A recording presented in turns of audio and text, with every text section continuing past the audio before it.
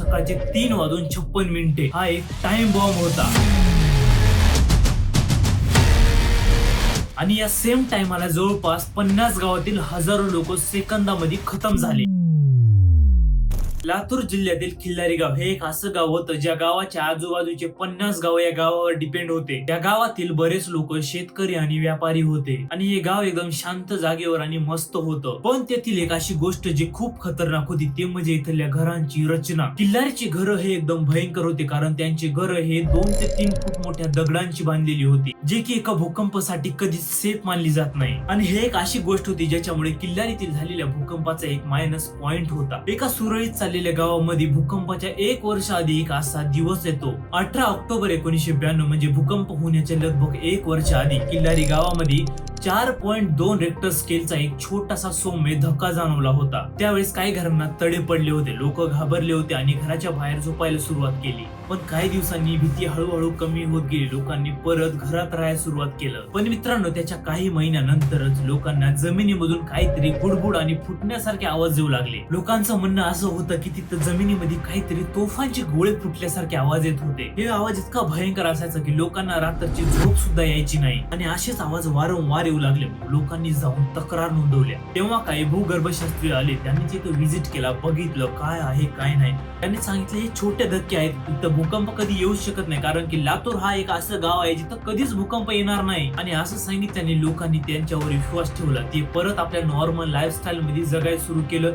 त्यांनी अशा गोष्टी आल्या तरी त्यांना इग्नोर करायला सुरू केलं. पण त्यांनी कधी विचार सुद्धा केला नसेल की हे इग्नोर करणं त्यांना किती महागात ठरू शकते. मग आला तो दिवस म्हणजे भूकंपाच्या 1 दिवस आधी 29 सप्टेंबर 1993. त्या दिवशी होती अनंत चतुर्दशी म्हणजे गणपती बाप्पाचं विसर्जन. गणपती बाप्पाचं विसर्जन तिथं खूप मोठ्या धूमधाम तरीकेने केलं जात होतं. भयंकर मोठ्या आवाजामध्ये ढोल ताशा आणि खूप सारा गर्दा होता. लोक ढोल ताशावर नाचत होते. जिथं ज्या जमिनीवर नाचत होते त्यांनी कधीच विचार केला नसेल की त्या जमिनीच्या खाली त्यांच्या मृत्यूचा काट रचत आहे. खूप मस्ती, खूप धिंगाणा, गुलाल उधळणं, जेवण करणं, मस्ती करणं आणि अशाच लोक फुल व्यस्त होते. मिरवणूक सुरू असताना छोटेसे सौम्य धक्के आणि जमिनीतून गुबगुब आवाज येत होते की हा आवाज तिथल्या मिरवणुकीतल्या ट्रॅक्टरचा असू शकतो. त्यांच्या ट्रॅक्टरमुळे ती व्हायब्रेट होत आहे. ढोल ताशामुळे तो जमीन थोडी थोडी व्हायब्रेट करत आहे असं त्यांना वाटू लागलं होतं आणि त्यामुळे लोकांनी त्याला पूर्णपणे दुर्लक्ष केलं. मग येतो तो दिवस म्हणजे 30 सप्टेंबर 1993. काही मिरवणूक रात्रीच्या 2 वाजेपर्यंत चालू होते. लोक थकून घरी गेले आणि शांतपणे झोपी गेले. थोडं थोडं करून टाइम पुढे सरकत होता आणि टाइम पुढे जाता जाता 3:30 झाले. सर्वकडे शांत होते. लोक शांत चित्ताने झोपले होते.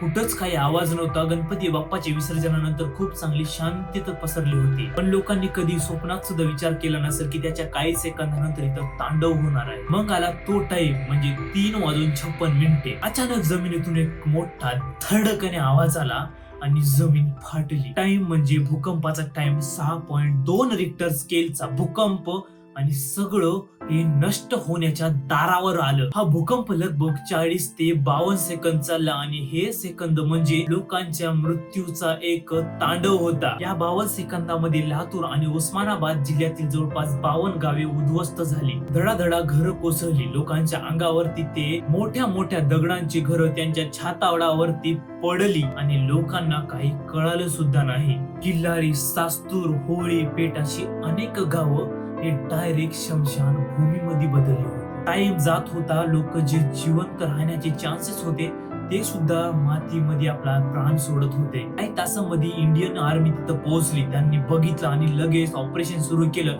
ते ढिगारे उपसायला सुरू करतात, क्रेन बोलवतात. जे होईल त्यांच्या कसून ते एक ना एक हातापासून पायापर्यंत सगळं लावून टाकतात आणि लोकांना वाचवण्याचं एक ऑपरेशन सुरू करतात. या भूकंपामुळे भारताचा नकाशा बदलावा लागला. शास्त्रज्ञांना समजले की दक्खन पठार हे सुरक्षित नाही आणि लातूर सारख्या जिल्ह्याला झोन 3 मध्ये टाकण्यात आलं. 30 सप्टेंबर 1993 हा तोच दिवस ज्याने खूप लोकांच्या घरांचे दिवे कायमचे विझून टाकले. ज्या मातीनं त्यांना जन्म दिला होता त्याच मातीनं त्यांचा जीव सुद्धा घेतला. ज्यांनी आपली माणसं गमावली, ज्यांनी आपले आयुष्य गमावलं त्यांनाच माहित की काय होता तो टाइम. त्या प्रत्येक मृत्युमुखी माणसाला आम्ही हे डॉक्युमेंटरी अर्पण करतो आणि त्या सर्व मृत्यांना भावपूर्ण श्रद्धांजली.